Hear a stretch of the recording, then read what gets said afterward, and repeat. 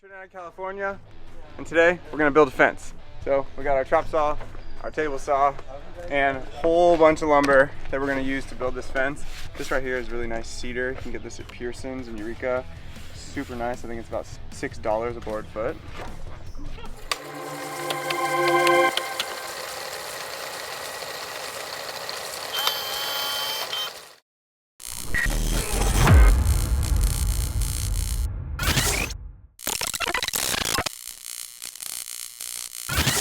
This is the fence we just built.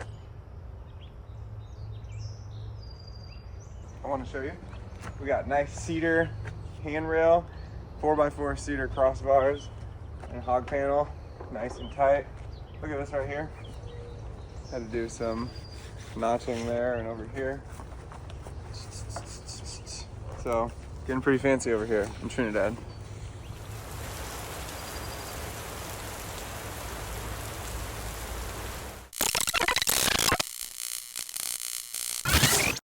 Once we do all that, make sure it's spaced out right. We got our line, make sure that's even. Then all we gotta do is make sure the ground is flat, and then make sure all of these are flat on both ways. You can see this level right here. It tells us if it's level this way with this one, and then this one tells us level that way. So making an outdoor patio or really anything with stone takes a whole lot of maneuvering, going back, making sure it's flat, advancing a few feet forward, going back, make sure it's flat again. So it's a bunch of jumping back and forth, but it's ideal that it's flat and level and nice so the client's happy.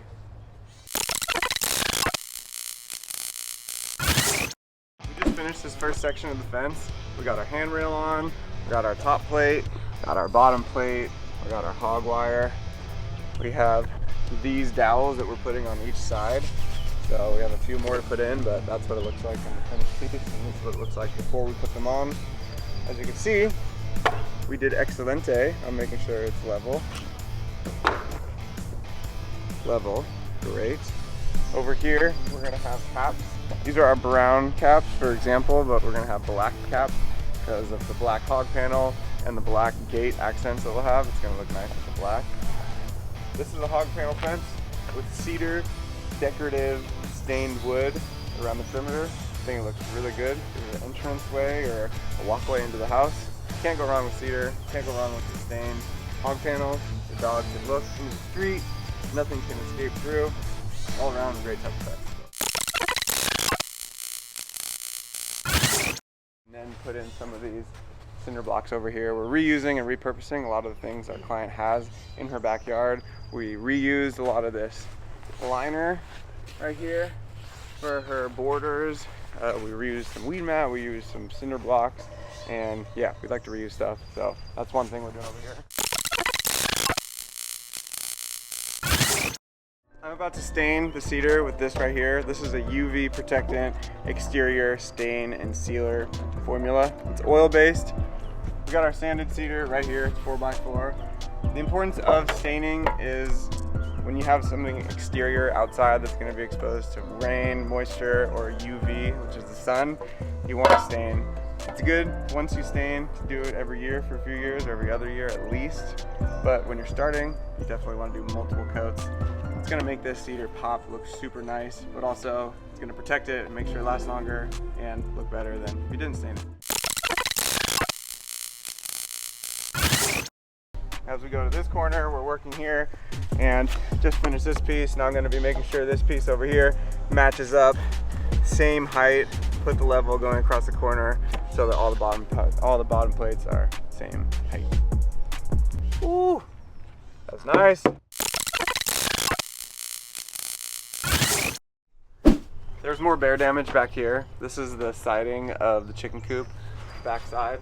So this is a new wall that we just put up. It's just a whole bunch of 1x6 redwood, much more sturdy. The bear was able to get in here because there was a whole bunch of holes and patches. Some of the wood had rotted and had gaps, so the bear was creative and got through it. They're determined creatures. So this is one of the repairs that we're doing, which is just creating a siding on the shed there. We're at a house in the woods and a bear got into the chicken coop the other day kind of a devastating story. So we are here to repair some of the bear damage. This chicken coop behind me is pretty big in size, and it had a deer type of fence around the whole perimeter. We're replacing it with a hog panel type of fence, which is much more sturdier and durable. So it's not going to stop a bear, but it'll be much more difficult for something like a bear or a deer to enter this area of chicken. So this area, all right here, is going to get new hog panel fencing. Most of these are still good. We're going to pound these in further. Speaking of this right here, this is a T-post. This is a T-post pounder. If you get them 8-foot tall posts, you can put them in 2 feet in the ground, so they're standing about 6 feet tall, which is pretty standard when it comes to deer fencing, and these things very helpful. We're putting stones on this path, and it's really important that they're level both ways. So they just make sure that flat, it's level, it's perfectly going to be flush with the top of the pathway.